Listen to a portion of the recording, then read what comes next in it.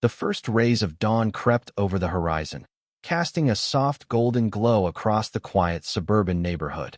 Eleanor Harper stood by her kitchen window, a steaming cup of black coffee in hand, admiring the delicate snow-white hydrangeas she had planted just a month ago.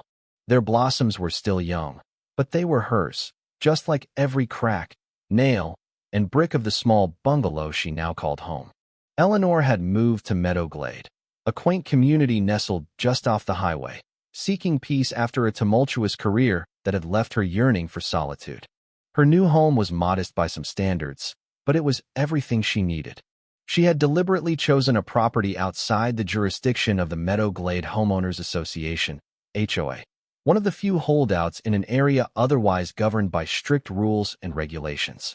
The seller had assured her that joining the HOA was optional, and Eleanor had no intention of subjecting herself to their labyrinth of rules about fence paint colors and permissible mailbox shapes.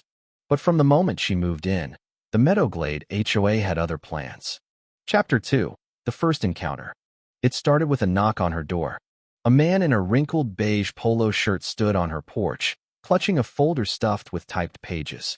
He introduced himself as Martin Greeley, the enforcement officer of the Meadowglade HOA. "Good morning, Ms. Harper," he said with a tight smile. "I'm here to welcome you to the neighborhood and discuss the benefits of joining our association." Eleanor's smile was equally tight. "Thank you, but I'm not interested in joining the HOA. I prefer to maintain my property independently." Martin's smile faltered, and his tone shifted from polite to patronizing. "I'm afraid it's not that simple. Membership is practically mandatory if you want to be a good neighbor. We have high standards here in Meadowglade." Eleanor's jaw tightened. "I've been assured that joining the HOA is optional. I intend to keep my property tidy and maintain the peace without shelling out monthly dues or following your rules." Martin's face hardened, and for a moment, Eleanor thought she saw a flicker of anger in his eyes. "We'll see about that," he said before turning on his heel and walking away. Chapter 3. The Harassment Begins. The first sign of trouble came in the form of a passive-aggressive note tacked to her front door. It was a polite reminder that Meadowglade had high standards for front yard shrubbery. Eleanor rolled her eyes and tossed the note in the trash. But the harassment didn't stop there. Emails she never signed up for began flooding her inbox, detailing membership obligations and warning of consequences for noncompliance. A neighbor down the street, an older woman with an impeccably manicured lawn, knocked on her door with a plate of muffins. She apologized for the HOA board, saying they saw non-members as stains on the community. Eleanor tried to brush it off, but the intimidation escalated. One morning, she woke to find a neon pink flamingo planted in the center of her hydrangeas, its base hammered into the soil. A note was attached: "Join the HOA or watch your garden go up in smoke." Despite the uneasy churn in her stomach, Eleanor resolved to ignore them. She trusted in local law enforcement if things got serious. After all, she was no stranger to intimidation. In her previous career, she had stared down mob bosses, money launderers, and violent criminals. A petty homeowners association, no matter how venomous, would be no match for her. But she never imagined they would go as far as they did. Chapter 4. The Fire. 1 week after the flamingo incident, Eleanor returned home from grocery shopping to find a black SUV idling across the street. Martin Greeley sat in the driver's seat, peering at her house with a penlight. He watched her unload her groceries, but never said a word, just stared. That night, sleep eluded her. Every creak of her aging bungalow had her on edge. When the phone rang at 1:14 a.m., her heart nearly leapt out of her chest. She answered, but there was only silence, followed by a quiet click. The next morning, Eleanor woke to the acrid smell of smoke. Her eyes shot open, and her throat seized as dark, inky smoke billowed from beneath her bedroom door. She dropped to her knees, crawling as she had learned in mandatory emergency training. The heat was intense, and flames flickered in the living room, creeping along the baseboards and licking the drapes. Eleanor grabbed her phone from the kitchen table and stumbled out the back door, coughing and gasping for air. Fire trucks arrived within minutes, but it was too late. Her home was engulfed in flames, the hydrangeas she had planted now singed to black, curling husks. Chapter 5. The Investigation. The official investigation began immediately. The sheriff's deputy on the scene asked if she knew anyone who might have done this. Eleanor's first thought was the Meadow Glade HOA, but she had no proof, only the notes, the intimidation, and the flamingo threat. Her rage bubbled up into a nauseating swirl of grief and fury. She turned to the deputy, her voice trembling yet determined. "I'll handle this." Eleanor wasn't just another naive homeowner. She was a retired judge with decades of legal experience, a steely spine, and a reputation for fearlessness. The HOA had no idea who they were dealing with. Chapter 6. The Legal Battle. Eleanor called in reinforcements. Her old law school friend, Claire Bennett, arrived with a folder thick with property records and a glint in her eyes that spelled trouble for the HOA. "I smell a conspiracy," Claire declared.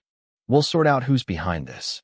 Together, they sifted through the remnants of Eleanor's home, searching for any scrap of evidence that might hold a clue. They interviewed neighbors, some of whom were too scared to talk, while others whispered rumors of secret finds and mysterious vandalism. The break came when a local security camera captured a partial license plate of a black SUV idling near Eleanor's house just minutes before the fire erupted. It matched the make, model, and partial plate of Martin Greeley's vehicle. With that evidence in hand, the sheriff's office called Martin in for questioning. But Eleanor knew it would take more than that to bring down the HOA. She decided to use her position as a retired judge to push the investigation forward. Chapter 7. The Deposition. The wheels of justice began to turn. Claire handled the questioning during the depositions, while Eleanor watched through a one-way mirror. Martin Greeley and the HOA president, Victoria Langston, were summoned to the county courthouse. Martin's arrogance dripped from every word as he insisted he had never threatened Eleanor. Victoria was equally smug, blaming rogue elements within the HOA for the intimidation tactics. But Claire's cross-examination was relentless. Piece by piece, she introduced the text messages and security footage, forcing Martin and Victoria to confront the evidence against them. Chapter 8. The Fallout. The evidence mounted. Forensic analysts discovered accelerant residues that matched the brand of gasoline purchased at a local station.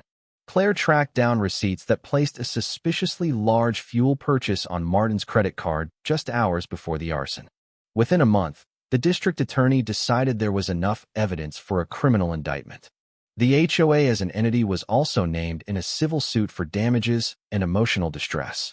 Eleanor sought not just compensation for her destroyed home, but punitive damages meant to deter the board from ever trying such terror tactics again. Chapter 9. The Reckoning. The day of the bail hearing arrived. Victoria and Martin stood before Judge Martha Wilcox, a no-nonsense woman with a reputation for fairness. The defense attorney's plea for low bail was denied, citing the seriousness of arson and intimidation. Bail was set high, and both Victoria and Martin looked shell-shocked as they were led away in handcuffs. In the weeks that followed, the HOA's board collapsed under the scrutiny. Members resigned en masse, scrambling to distance themselves from the scandal. Eventually, the entire organization was put under receivership while the civil case proceeded. Chapter 10. Rebuilding. 6 months after the fire, Eleanor stood on the plot of land that had been her home. The charred debris had been cleared, leaving a bare patch of earth. A pang of sorrow hit her as she remembered the hydrangeas that once bloomed at its edge. But there was hope. The insurance claim had finally come through, and the settlement from the lawsuit would allow her to rebuild. She knelt and gently pressed a hydrangea cutting into the fresh soil. Yes, she had decided to reclaim her piece of meadow glade. As she stood under the warm sun, Eleanor pictured her future, a modest home, a fenced yard where a new generation of hydrangeas could bloom. And if anyone dared demand she join an HOA, she would simply show them her battered judge's badge and remind them, no one is above the law. Epilogue, A New Dawn. The story of Eleanor Harper and the Meadow Glade HOA became a cautionary tale, a reminder of the dangers of unchecked power and the importance of standing up to bullies. Eleanor's courage and determination inspired others in the community to speak out against injustice, and Meadow Glade slowly began to heal. As for Eleanor, she found peace in her rebuilt home, surrounded by the hydrangeas she loved.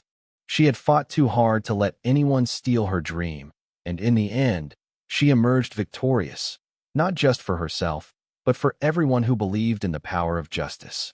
Certainly, Below is the continuation of the story, expanding on the aftermath of Eleanor Harper's battle with the Meadowglade HOA and introducing new challenges, characters, and twists. This second part delves deeper into the consequences of her victory, the lingering shadows of the HOA's influence, and Eleanor's journey toward rebuilding not just her home, but her life and community. The Flames of Meadowglade, Part 2. Chapter 11. The Aftermath. The dust had settled, but the scars remained. Eleanor Harper stood on the newly laid foundation of her rebuilt home, the faint scent of fresh lumber and paint mingling with the crisp autumn air. The hydrangeas she had planted months ago were beginning to take root, their delicate white blossoms a symbol of resilience and renewal. Yet, as she gazed at the horizon, she couldn't shake the feeling that the battle was far from over. The Meadowglade HOA had been dismantled, its board members either resigned or facing criminal charges. Victoria Langston and Martin Greeley were awaiting trial, their smug arrogance replaced by pale, regretful expressions as they sat in courtrooms, their futures hanging in the balance. The community, once tightly controlled by the HOA's iron grip, was now in a state of flux. Some residents celebrated their newfound freedom, while others whispered nervously about what would come next. Eleanor had become something of a local hero, her name synonymous with courage and justice. But not everyone was pleased with her victory. The remnants of the HOA's supporters, those who had benefited from its power or simply feared change, viewed her as a troublemaker, an outsider who had disrupted their carefully curated world. Chapter 12. The New Threat. It started with small, subtle signs. A shattered window in the newly constructed garage. Graffiti scrawled across the freshly painted fence, "Go home, Harper." Then came the anonymous letters, filled with venomous words and thinly veiled threats. Eleanor tried to brush them off, but the unease lingered. One evening, as she sat on her porch sipping tea, a car slowed to a crawl in front of her house. The driver, a man with a baseball cap pulled low over his eyes, stared at her for a long moment before speeding away. Eleanor's heart raced, but she forced herself to remain calm. She had faced worse, she reminded herself. Still, the incident left her on edge. The next day, she received a visit from Claire Bennett, her old law school friend and ally in the legal battle against the HOA. Claire's expression was grim as she handed Eleanor a folder filled with documents. "We've got a problem," Claire said. "The HOA may be gone, but its supporters aren't. There's a new group forming, calling themselves the Meadowglade Preservation Society. They're pushing for stricter zoning laws and neighborhood regulations." Sound familiar? Eleanor sighed, running a hand through her hair. "Let me guess. They're targeting me." Claire nodded. "They're framing you as the villain, the outsider who destroyed the community's harmony. They're rallying support, and they've got deep pockets. If we're not careful, they'll bring back the same oppressive system under a different name." Chapter 13. The Resistance. Eleanor knew she couldn't fight this battle alone. She reached out to her neighbors, many of whom had suffered under the HOA's rule. Together, they formed a coalition, the Meadowglade Alliance, dedicated to preserving the community's freedom and preventing the rise of another authoritarian regime. The alliance held its first meeting in Eleanor's living room, the walls still smelling of fresh paint. The turnout was larger than she had expected. Families who had once been too afraid to speak out now sat shoulder to shoulder, their faces filled with determination. "We've been through hell," Eleanor said, addressing the group. "But we fought back, and we won. Now, they're trying to take that victory away from us. We can't let that happen. This is our community, and we have the power to shape its future." The room erupted in applause, but Eleanor knew the road ahead would be difficult. The Preservation Society was well organized and well funded, and they had the support of influential figures in the town. The battle for Meadowglade was far from over. Chapter 14. The Election. The conflict came to a head when the town announced a special election to fill the vacant seats on the local council. The Preservation Society had already nominated their candidates, promising to restore order to Meadowglade. The alliance scrambled to find their own representatives, but time was running out. Eleanor reluctantly agreed to run for one of the seats, despite her initial reluctance to step back into the spotlight. Her campaign focused on transparency, community involvement, and the importance of individual freedom. Her opponent, A slick businessman named Gregory Hargrove ran on a platform of tradition and stability, thinly veiled code for the return of HOA-like control. The campaign was brutal. Eleanor faced smear tactics, false accusations, and even vandalism at her campaign headquarters. But she refused to back down, drawing strength from the support of her neighbors and the memory of everything she had already overcome. Chapter 15. The Turning Point. The turning point came during a heated town hall debate. Gregory Hargrove, confident and condescending, accused Eleanor of being a radical who wanted to turn Meadow Glade into a lawless wasteland. Eleanor, calm and composed, responded with a question that silenced the room. "Do you remember the fire?" she asked, her voice steady. "Do you remember what it felt like to live in fear, to have your home threatened because you dared to say no? That's what happens when power goes unchecked. I'm not a radical. I'm someone who believes in justice, in freedom, in the right to live without fear. And I know I'm not alone." The room erupted in cheers, and even some of Hargrove's supporters seemed swayed. The momentum shifted, and in the days leading up to the election, the alliance gained ground. Chapter 16. Victory. On election night, Eleanor sat in her living room, surrounded by friends and neighbors, as the results came in. The tension was palpable as the final votes were tallied.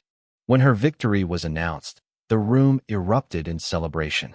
But Eleanor knew this was just the beginning. The Preservation Society hadn't gone away, and the fight for Meadow Glade's soul was far from over. Still, as she looked around at the faces of her neighbors, people who had once been strangers but were now her allies, she felt a sense of hope. Chapter 17. A New Dawn. In the months that followed, Eleanor worked tirelessly to implement the changes she had promised. The Meadow Glade Alliance became a powerful force in the community, advocating for transparency, accountability, and the protection of individual rights.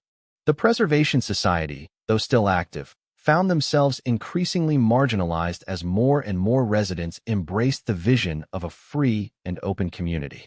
Eleanor's home, once a symbol of destruction, became a beacon of hope. The hydrangeas she had planted flourished, their white blossoms standing tall against the backdrop of her rebuilt bungalow. And as she stood on her porch, watching the sun set over Meadow Glade, Eleanor knew that she had not just reclaimed her home, she had reclaimed her community. But the shadows of the past still lingered, and Eleanor knew that the fight for justice was never truly over. As long as there were those who sought to control and oppress, she would be there to stand against them. For Eleanor Harper, the retired judge turned community leader, the battle for Meadow Glade was just one chapter in a lifelong commitment to justice. And she was ready for whatever came next. Epilogue. The Legacy. Years later, Eleanor's story became a legend in Meadow Glade. The hydrangeas she had planted became a symbol of resilience, their white blossoms a reminder of the community's triumph over tyranny. The Meadow Glade Alliance continued to thrive, ensuring that the mistakes of the past were never repeated. Eleanor, now in her golden years, sat on her porch, watching as a new generation of children played in the streets, free from the fear that had once gripped their parents. She smiled, knowing that her fight had been worth it. Meadow Glade was no longer just a place. It was a community, a family, a home. And as the sun set, casting a warm glow over the neighborhood, Eleanor Harper knew that she had truly found peace. Thank you for taking the time to listen to today's story on Store of Good Stories. If this story touched your heart or made you think, don't forget to hit like and share the video to spread this positive message to more people. And if this is your first time here, make sure to subscribe and turn on the notification bell so you won't miss any of the meaningful stories we share every week. Your support is the biggest motivation for Store of Good Stories to keep bringing heartfelt and valuable stories to you. See you in the next video.